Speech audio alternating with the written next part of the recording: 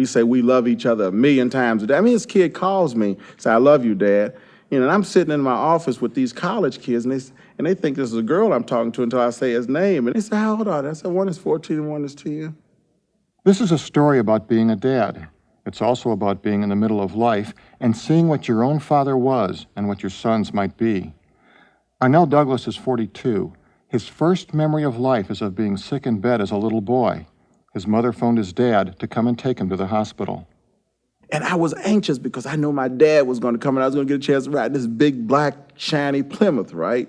And he walked in, you know, this big, sort of lanky fellow, walked in. And I think he even picked me up and took me to the car. You get the smell of him, the grease and the cigarette, you know, that kind of thing. Arnell would see his father 2 or 3 times a year. He spent his childhood trying to make him part of his life, but when he was 12, he gave up. The memory I have is of asking him, would he allow me to come to his garage every Saturday just to learn a trade? And he told me, hell no. So you can't come, you talk too much, you ask too many questions. And I said, well, just please let me come. I swear I won't say anything. No, you can't come, just don't come back. I mean, it was all he could do is just to keep from chasing me out of the place. And I was devastated. And it was then that I knew he didn't like me. Before, I just never knew what was going on. His mother responded the way she always did to her son's hurt and disappointment. She tried to turn his thoughts from the painful past to the hopeful future.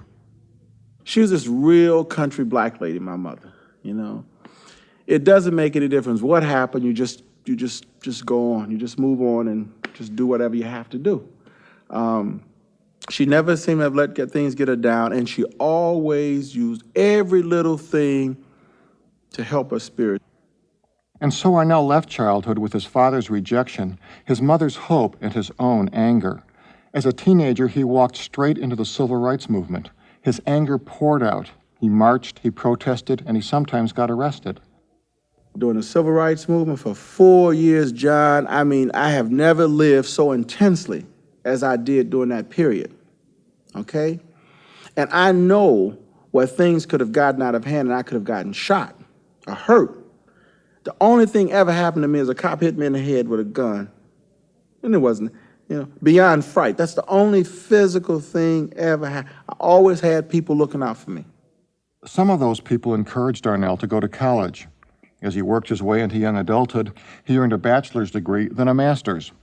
Along the way, he met and married his wife, Nancy. They were both in school when they became parents. The greatest thing on earth, the birth of my kids. And I tell you, my emotions welled up, boy, I didn't know what to do.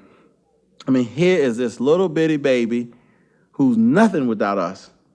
Now it was Arnell's turn to be the dad. He began the stories of 2 sons in sharp contrast to his own. First Adam, then Andreas.